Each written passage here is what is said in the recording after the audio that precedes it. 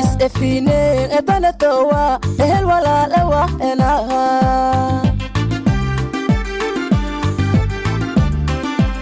idne ali tagarne isla shaqayne zamine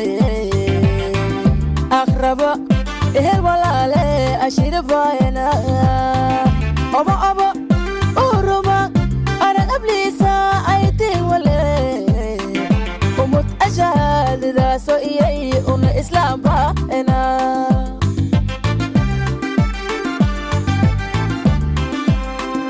ayidne ali tagarne isla shaqayne zamine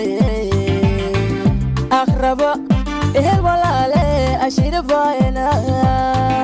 aba aba uruma ana qablisa ayti wale umut ajal raso iyay un islam ba ena